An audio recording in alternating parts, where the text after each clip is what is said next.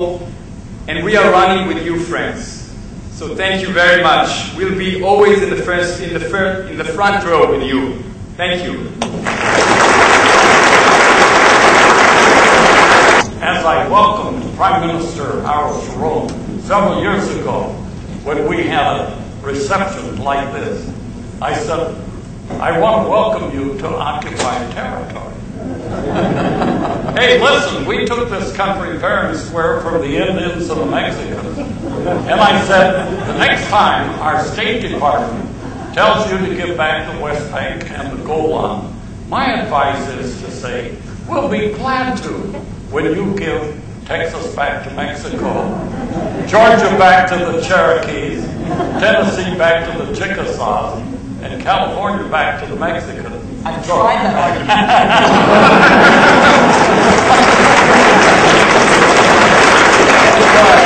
Thank you, Coach. What a great honor, delight, and a blessing it is to be in front of this wonderful audience. To be introduced by Dr. Bashir, by my esteemed colleague, Yaki Dayan. I must tell you, Yaki, that biblical passage is one of my favorite because I get a lot of advice from my father-in-law as well. I know all about it. Shalom, shalom, shalom. You know, before coming into this job, I spent close to 3 decades writing about the history of American involvement in the Middle East, and particularly about the evolution of the U.S.-Israel relationship. And I can tell you unequivocally that today, the U.S.-Israel relationship is among the deepest, most multifaceted, most multi-layered alliance that this country has had with any country in the world in its post-World War II period. But it wasn't always like that. It wasn't always like that. 1948, 62 years ago, when the State of Israel was created, there was a great affinity for Israel as a democracy. Israel was a striving, struggling democracy in a profoundly undemocratic part of the world. This, as the world's greatest democracy, there was a strong sense of kinship and responsibility. But there was no strategic relationship. The United States didn't give a bullet, never mind a tank, to the State of Israel. And all that changed about 42 and a half years ago, in June 1967, when, after a 6-day war when Israel defeated 3 major Arab armies and almost quadrupled its territorial size, American policymakers woke up the next morning and said, whoa, there is this juggernaut in the Middle East. It's not allied with us. Let's make an alliance with the State of Israel. And today we have this far-reaching, so far-reaching we can't even talk about it, strategic relationship with the United States. Several weeks ago, we had 1,400 American servicewomen and men training in Israel on advanced anti-ballistic systems that will protect not only the skies over Israel, but protect American armed forces serving throughout the Middle East. Amen.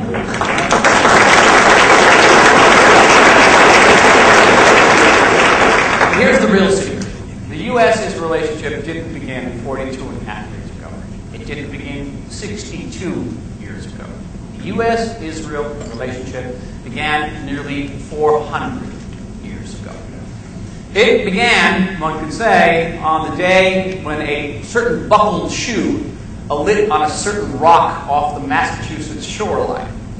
And the owner of that buckled shoe, one William Bradford, got off the boat and he made an interesting declaration. He said, "Come, let us proclaim the word of the God in Zion." Now, I don't know how many of you are from Massachusetts. It's a very nice state. But Zion? Really? How did the mind of William Bradford did Massachusetts shoreline come to be conflated with the Holy Land? Well, Bradford was one of those 111 pilgrim Puritans who had come from England seeking religious freedom. Puritans were a dissenting sect in England, the evangelicals of their day. And they were oppressed. And in an effort to find a biblical model that would enable them to better cope with their distress, they looked back into the New Testament. They didn't find it in the New Testament. They looked further back. They looked back into those books that much of Christianity had overlooked for the previous 15 centuries. They looked back to what's called the Old Testament. And there they found something extraordinary. They found a God who spoke directly to his people in their language. God, as we know, only speaks one language. It's the one we speak at work. Jesus called God Abba, Father. And they loved that story. And they saw that they read that God had promised to restore the Jews to their Holy Land, to rescue them from exile. And the Puritans read this story and they loved this story. And it became their story. They became the new Israel. And England became the new Egypt. The Atlantic Ocean became the new Sinai. And they escaped that Egypt, England. They came across that Atlantic Sinai and they landed in a new promised land. And that's why if you come from the East Coast, like some of us do, you'll find about 1,000 towns and city names that are taken from the Bible. You have your Sharons and your Jerichos and your Bethlehems. You have them all on the East Coast. And they gave their children biblical Hebrew names. They called them David and Rebecca and Jacob and Sarah. They made Hebrew a required language at their universities. I don't know if you know this, that James Madison was a Hebrew major at Princeton, and he failed. You know the feeling. Got to do an extra year in Hebrew language. They were so identified with the Founding Father generation, with this biblical Hebrew narrative, that at the end of the American Revolution in 1783, there was a big debate about what was going to be the great seal of the United States. And there were some American leaders who thought that there was this bald eagle would make a good symbol. You know, clutching 13 arrows in its talons, one for each state. You may be familiar with that symbol. But there was another group of prominent Americans who said, no, the symbol of the United States should not be the bald eagle. The symbol of the United States should be Moses leading the children of Israel out of exile into the Promised Land. And there was a heated debate in Congress, and America came this close to having Moses as its national symbol. You know, I actually told this. I told this in the White House. That's not right there.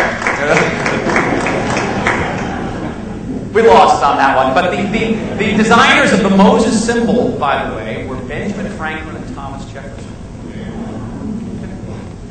Now, for a great number of these founding fathers and mothers, the fact that they were the new Jews meant that they had a strong sense of kinship with the old Jews. And the fact that they were now inhabiting a free promised land, a new promised land, meant that they had a strong sense of responsibility to the old promised land, which was not free. And they concluded that to be good Christians, to be good Americans, it was their divinely ordained duty to help restore those old Jews to their previous promised land. Thus was born the notion of restorationism.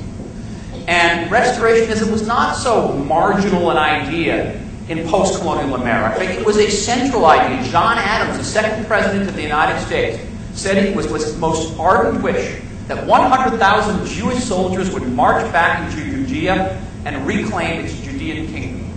Abraham Lincoln in 1863 said that he dreamed someday, after the United States restored its unity in the Civil War, that he would work toward restoring the unity of the Jewish people with their ancient prophetic biblical Holy Land.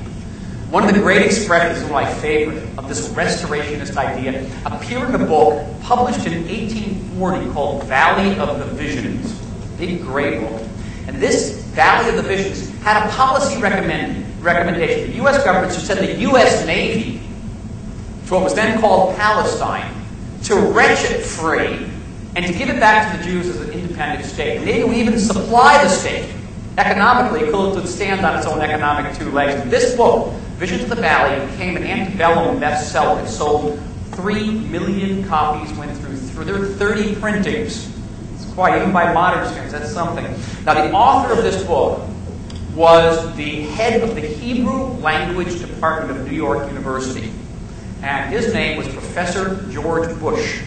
And if you go into the genealogy department of the Library of Congress, you'll find that Professor George Bush, the author of Visions of the Valley, 1840, is a direct predecessor of 2 later American presidents of the same name. Same family. 1881, William Blackstone, evangelical Christian, submitted, and some of you know about the Blackstone Memorial, submitted a petition to the White House, again, calling on the United States to spearhead an international effort, an international peace conference, if you will, with Queen Victoria of England, the Tsar of Russia, and to give the Ottoman Empire, which at that time controlled Palestine, give them an ultimatum. Give it up to the Jews or else.